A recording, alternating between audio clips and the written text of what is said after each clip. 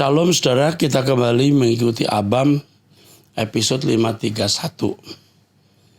Ya, dari wanita usia 45 tahun sudah menikah tapi cerai.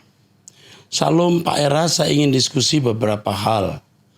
Kami ada kontrakan dengan beberapa pintu, namun ada pengontrak yang bisa saya bilang meresahkan hidup suka-sukanya dengan cara sering tiap malam karaokean mulai jam 10 malam yang sangat mengganggu sekelilingnya. Depan tempat kontrakan kami juga jadi tempat nongkrong orang penjudi, perokok dan ribut sekali. Saya pribadi sangat terganggu akan hal tersebut. Beberapa kali saya tegur tapi tidak digubris, malah sebaliknya saya dibilang reseh, belaku dan bego sama orang-orang yang nongkrong di tempat itu. Kami tinggal dekat dengan kontrakan kami. Saya merasa jadi tidak nyaman ada di lingkungan tersebut. RT kami pun modelnya sama seperti orang-orang yang suka nongkrong di kontrakan kami tersebut. Saya tegur dengan bicara tolong jangan di sini. Kalau mau ngerokok, berjudi, nongkrong yang nggak jelas di rumah masing-masing aja. Jangan merugikan orang lain. Apa yang harus saya lakukan dan menghadapi orang-orang seperti ini, Pak? Karena jujur saya tidak suka mereka ada di tempat kontrakan kami. Jadi seperti sarang penyamun. Oke. Selalu ada jalan keluar. Tapi berpikirlah teduh. Tidak gerubak-gerubuk, tidak gerusak-gerusuh, tidak kasar, nanti akan menimbulkan persoalan. Menurut saya kamu diam dulu beberapa saat ini dan kamu mengingatkan bahwa rumah kamu tidak kamu kontrakan dengan alasan tertentu. Misalnya kamu perbaiki semua termasuk tempat itu dan katakan bahwa kamu tidak akan menyewakannya. Ya. Itu cara yang halus. Jadi kamu jangan gerubak-gerubuk mengusir dia. Perbaiki dulu. Jadi beri waktu untuk tidak membuat mereka sakit hati. Ingat, jangan gerubak-gerubuk, jangan gerusak-gerusuh. Kamu bisa punya alasan yang bisa dimengerti. Ya. Sekarang kalau kamu sudah tegur, ajak bicara baik-baik, jangan ngomong lagi. Pakai cara lain. Tuhan akan memberi pertolongan kepada kamu. Nah, saya beritahu kepada saudara, juga kepada semua pecinta Abam, ada banyak persoalan yang kita hadapi yang tidak bisa kita selesaikan dengan cara kita. Kita hanya mengandalkan campur tangan Tuhan. Seperti masalah ini bisa hanya Tuhan. Walaupun kita bisa dengan kekuatan kita hentikan kontrakannya, kita lapor polisi, bisa. Tapi jangan sampai menimbulkan buntut panjang. Tuhan kalau menyelesaikan, Tuhan menyelesaikannya dengan baik. Percaya Tuhan dan lihat kemuliaannya. Keadaan-keadaan seperti ini merupakan keadaan di mana Tuhan mau menunjukkan kemuliaannya. Ingat, jangan gerubak-gerubuk, jangan gerusak-gerusuh. Nanti pakai cara yang bijak. Entah mau diperbaiki tempatnya atau satu dan lain hal. Dan kalau itu belum bisa kamu lakukan, berdoa. Tunggu Tuhan mengadakan tindakannya. Oke, cukup. Oke, sekarang dari wanita usia 44 tahun, punya 4 anak, dan pekerjaannya saya kebersihan kota, sudah 12 tahun. Wow. Salam Pak, anak saya yang pertama pernah mengikuti tes Polwan 3 kali, tapi tidak lolos karena saya kira bisa lolos murni. Tapi ternyata harus punya uang untuk bayar. Dan waktu ketiga kalinya dites, ada yang tanya kalau ada uang sekitar 200 juta pasti bisa lolos. Tapi saya bilang Di mana mau dapat 200 juta, sedangkan pekerjaanku hanya menyapu jalan di kota untuk bantu-bantu pendapatan suami. Dan secara manusia saya sangat kecewa. Anak saya selama 3 kali ikut tes tidak lolos. Waktu itu saya hanya pasrah dengan keadaan. Tapi di saat saya kecewa, tiba-tiba saya diingatkan. Saya percaya yang ingatkan saya adalah Roh Kudus. Begini, seandainya ada uang kamu pakai bayar itu, Tuhan tidak suka yang namanya menyogok.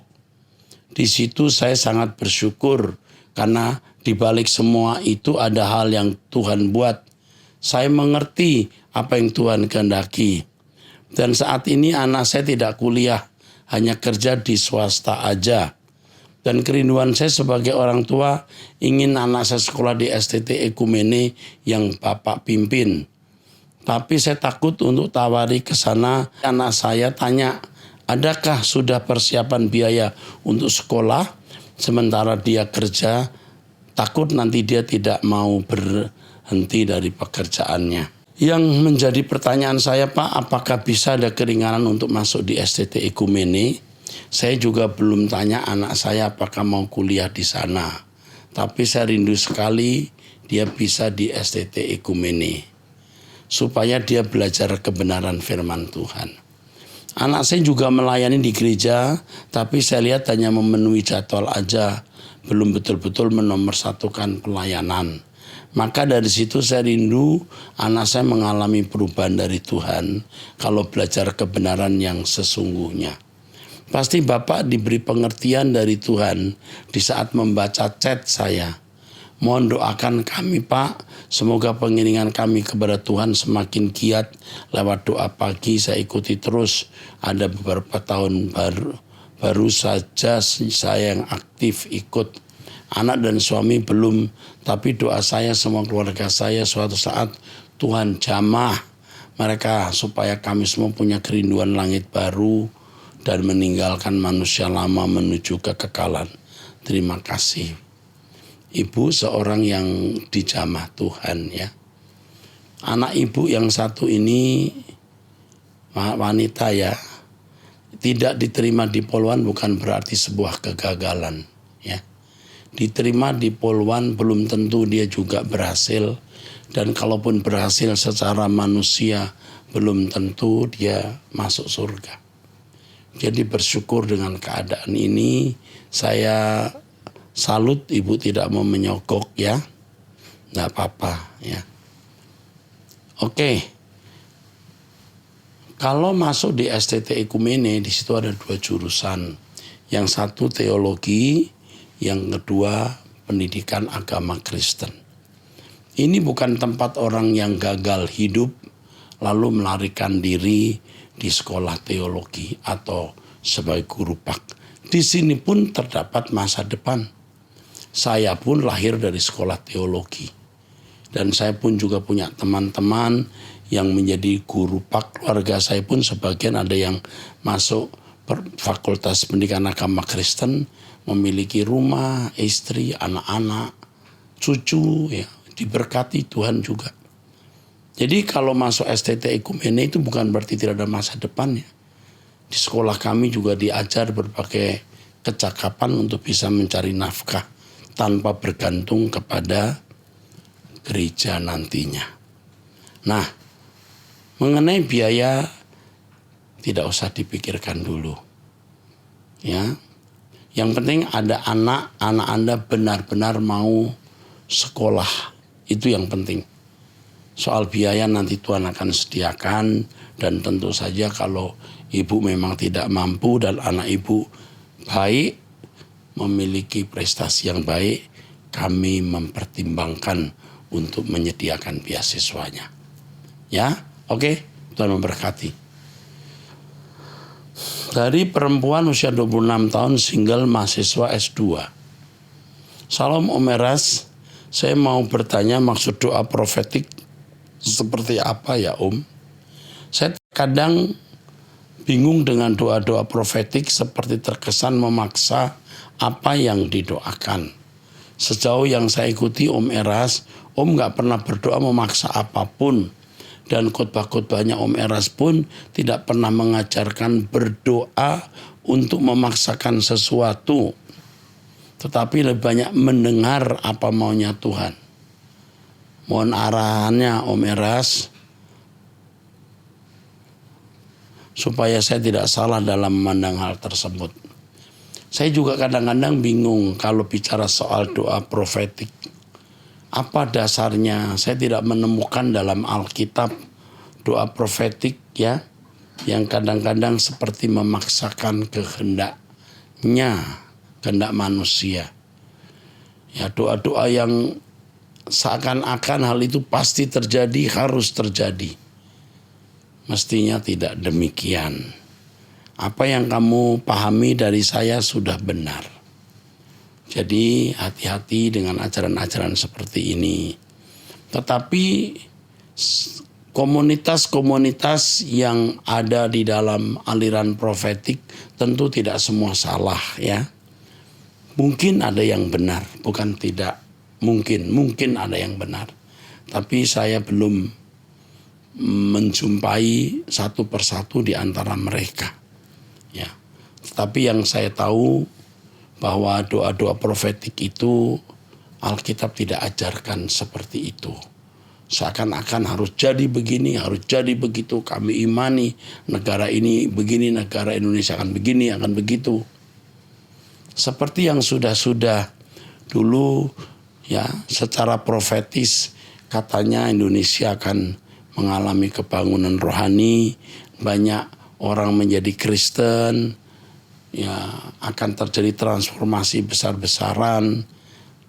Hari ini ternyata tidak. Bahkan dewasa ini yang viral di media sosial perbuatan-perbuatan orang Kristen yang dinilai negatif. Ya. Ikuti saja apa yang saya ajarkan, saya kira itu sudah cukup membuat kamu mengerti kebenaran. Oke. Dari pria usia 55 tahun, Salam Pak Erastus yang kami kasihi, saya sangat diberkati oleh pengajaran dan teladan hidup Bapak yang saya dengar melalui YouTube.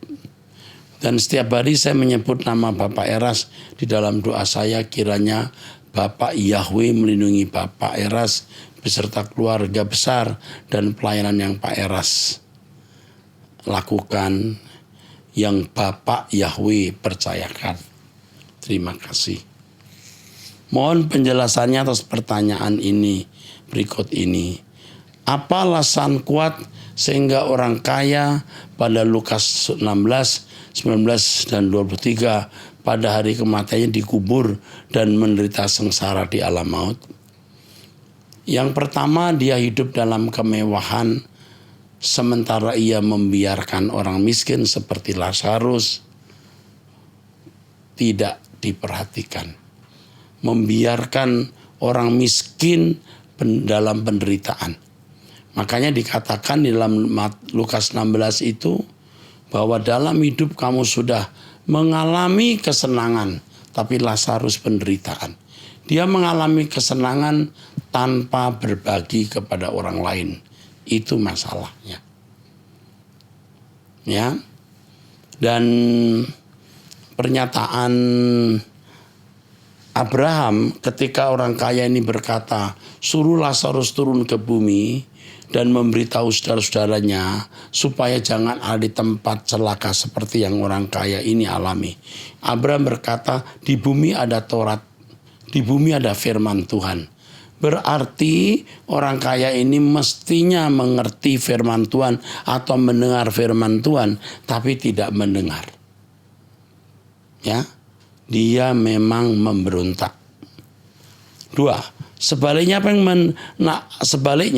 apa yang menakjubkan dengan kondisi kemiskinan Lazarus sehingga kematiannya dibawa oleh malaikat-malaikat ke pangkuan Abraham? Memang ada misteri di sini. Abraham berkata bahwa Lazarus telah hidup dalam penderitaan. Apakah penderitaan itu membuat dia masuk surga? Tetapi ada satu hal yang kita bisa lihat di sini. Lazarus ini duduk di depan rumah orang kaya. Dia hanya menanti remah-remahnya. Nah, kalimat hanya menanti remah-remahnya menunjukkan kesederhanaan Lazarus. Artinya dia tidak serakah. Dia tidak mengingini milik orang lain. Dia hanya mau hidup saja. Asal dan makanan pakaian cukup, kira-kira begitu. Hanya itu yang kita tangkap. Selebihnya pasti Tuhan memiliki alasan mengapa Lazarus ada di pangkuan Abraham. Lalu pertanyaan ketiga, apa yang salah dengan kekayaan orang kaya ini? Yang salah adalah dia tidak berbagi. Sebab kalau Tuhan memberkati kita, mesti yang kita miliki juga menjadi milik orang lain. Ya, supaya suatu hari Tuhan berkata, ketika aku lapar engkau berikan aku makan, ketika haus engkau berikan aku minum, ketika aku tidak berpakaian engkau memberikan aku pakaian. Mestinya begitu. 4. Dan apa yang istimewanya dengan kemiskinan Lazarus? Catatan, saya kutip dari blog ini, kata pengemis di Lukas 16:20 itu sama dengan yang digunakan pada Matius 5:3 dan diterjemahkan miskin. Petokos, betul. Petokoi maksudnya. Kalau itu jamak, petokos. One who crouches and covers hands. Beggarly, poor. Nah, yang saya pahami, petokos itu artinya tidak berdaya sama sekali. Saya sudah mengkhotbahkan ini berulang-ulang. Ini beda ya dengan kata miskin yang lain. Ada 3 atau 4 kata dalam bahasa Yunani yang diterjemahkan miskin. Sedangkan kalau petokos itu artinya tidak berdaya sama sekali. Kata petokos berarti tidak sanggup mengangkat muka. Berarti betul-betul lemah. Jadi kemiskinan Lazarus ini memang di dalam Lukas 16 kemiskinan fisik. Tidak bisa ditafsirkan yang lain. Kemiskinan fisik yang ekstrim. Sedangkan kata miskin di dalam Matius pasal 5, berbagai orang yang miskin di hadapan Allah, itu maksudnya miskin di hadapan Allah. Itu miskin secara rohani. Di dalam Matius pasal 5 itu petokoe to pneumati. Pneumati itu roh. Berbagai orang yang miskin dalam roh. Petokoe to pneumati. Petokos itu tunggalnya, petokoe itu jamaknya. Petokoe to pneumati artinya berbagai orang yang miskin di dalam roh. Artinya orang yang merasa tidak berdaya dalam urusan kehidupan rohani. Sedangkan kalau di Lukas 16 memang miskin secara materi, miskin yang ekstrim. Oke. Jadi keistimewaannya Lazarus bukan pada kemiskinannya ya. Walaupun di situ tersurat bahwa Pak Lazarus sudah hidup di dalam kemiskinan dan ketika mati saatnya hidup dalam kesenangan. Nah, ada catatan bahwa Lazarus hanya menantikan remah-remah dan itu menunjukkan kesederhanaan, bukan ketamakan. Apakah menjadi kaya otomatis setelah kematian menderita dan sebaliknya menjadi miskin otomatis setelah kematian menikmati kebahagiaan? Tentu tidak. Kesalahan bukan pada kekayaan atau kemiskinannya. Kesalahan terhadap pada respon reaksi terhadap kekayaan dan kemiskinannya.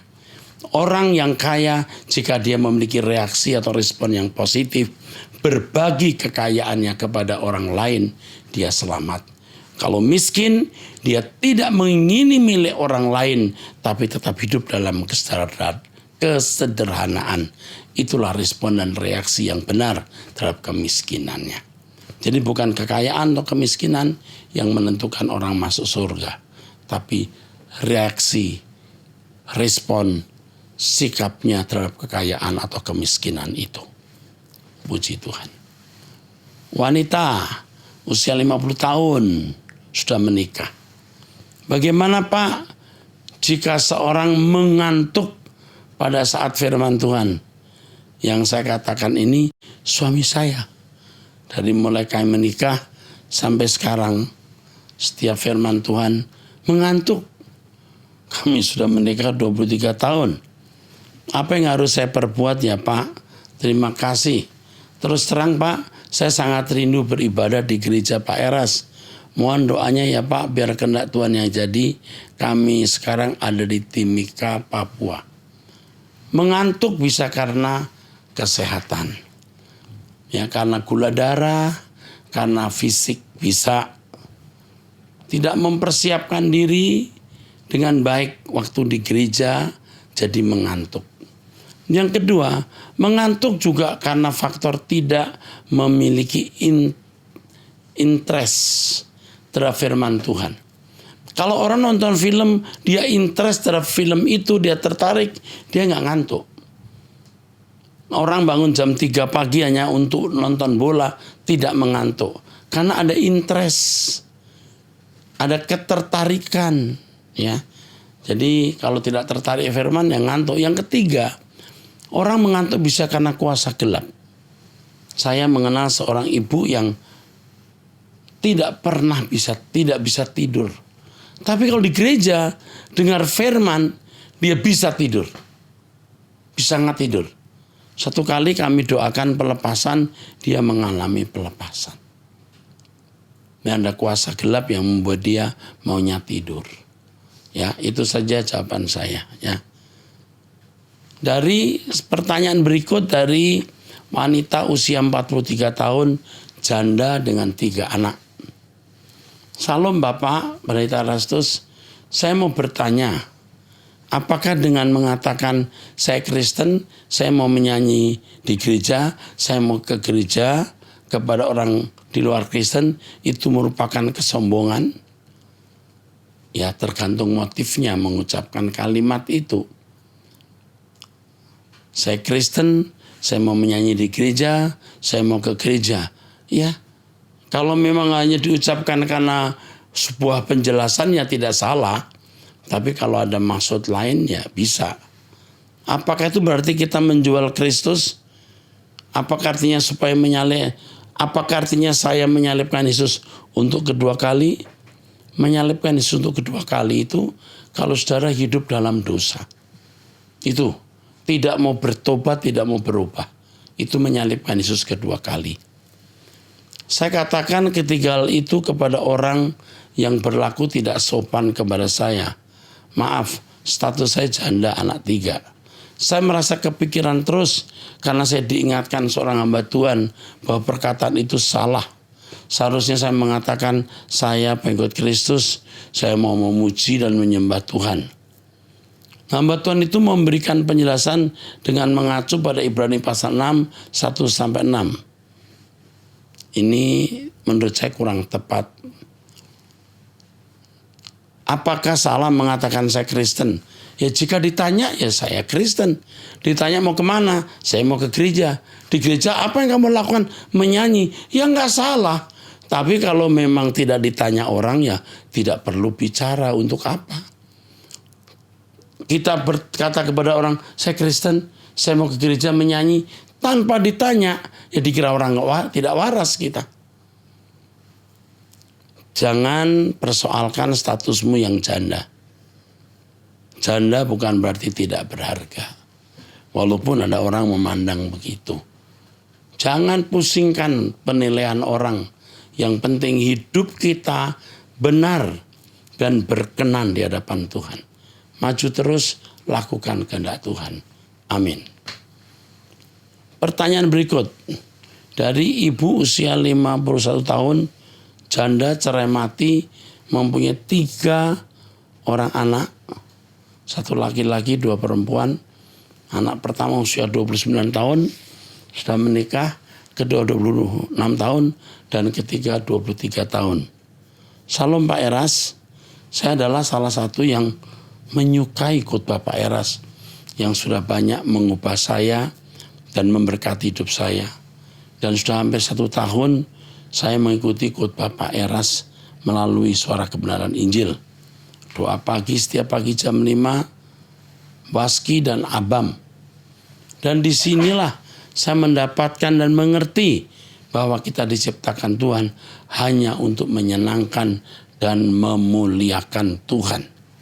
Dan saya baru sadar bahwa di balik kematian ada kehidupan yang berkelanjutan, yaitu hidup kekal kita, langit baru dan bumi baru, ya LB3. Kehidupan kekal bagi orang yang hidupnya kudus, suci, dan tidak bercacat celah, dan kehinaan kekal bagi orang yang tidak sungguh-sungguh di dalam Tuhan atau yang hidupnya tidak kudus. Sebelum saya menemukan khotbah Pak Eras, saya mengalami sakit hampir 6 tahun yang tak kunjung sembuh. Sampai saat sekarang ini. Dan sudah keluar masuk rumah sakit dan diopnan dan dicek dokter, sakitnya asam lambung dan tifus. Dan sudah juga menjalani endoskopi dan hasilnya gas kritis. Dan saya rasakan semakin diobati, semakin memburuk keadaannya.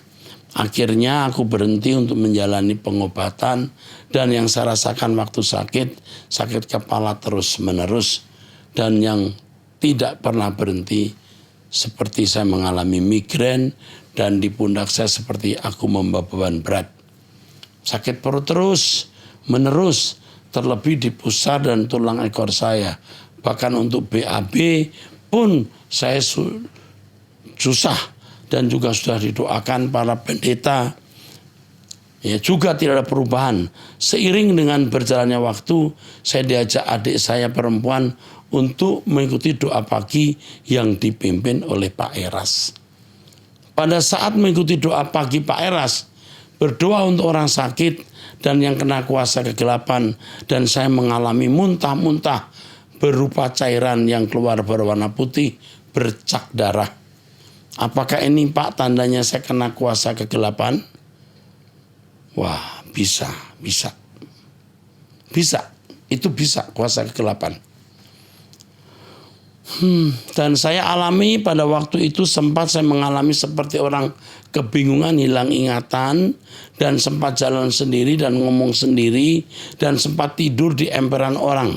Wah, saya hilang kesadaran. Pertanyaan saya, Pak, apakah ini ada hubungannya dengan dosa masa lalu saya? Dan segala dosa saya sudah saya lakukan, dan saya sudah mengakuinya sama Tuhan. Dosa yang saya lakukan seperti perselingkuhan, perzinahan, aborsi, dan dosa-dosa lainnya. Dan apakah Tuhan masih mau mengampuni saya, Pak? Saya jawab, Tuhan sudah mengampuni. Jangan ingat lagi karena Tuhan sudah melupakan. Dan pelepasan yang Anda lakukan, yang Anda alami, itu benar pelepasan dari Tuhan. Dan sekarang ini dengan penuh kerinduan hati, saya untuk datang kepada Tuhan untuk berbakti kepadanya. Dan hanya kepada Dialah saya mengabdikan diri. Apakah Pak, kalau kita sudah pernah mengecap Roh Kudus dan sudah pernah diterangi hatinya, apakah bisa diampuni lagi dosa-dosa seperti yang saya lakukan? Selama ibu merasa berdosa, mengakui dosa itu minta ampun, selesai. Sekarang yang penting kodrat dosa, potensi dosa, dorongan dosa dalam diri kita tidak boleh ada lagi. Dan saya sangat menyesal perbuatan dosa-dosa masa lalu saya, Pak.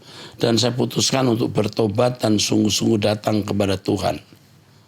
Kalau Pak Eras mau menjadi mentor saya untuk membimbing saya untuk semakin dekat kepada Tuhan, tolong Pak Eras, apa yang harus saya lakukan agar saya bisa lepas dari segala ikatan dosa dan kuasa kegelapan yang mengikat kehidupan saya sampai sekarang.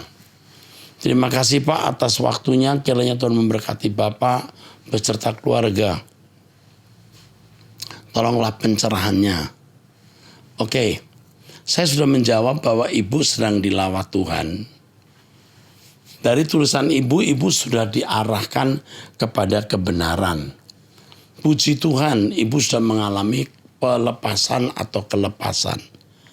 Ya, nanti saya akan doa lagi untuk kelepasan dalam doa pagi. Tunggu waktunya, saya tunggu waktu Tuhan. Ibu jangan ingat-ingat dosa masa lalu lagi, karena Tuhan sudah melupakan dan saya sudah sudah tahu dari tulisan ibu sudah bertobat dan diubah Tuhan. Tuhan sudah mengampuni, Tuhan sudah melupakan, jangan ingat-ingat lagi. Maju terus, Tuhan memberkati, sampai bertemu di episode yang akan datang.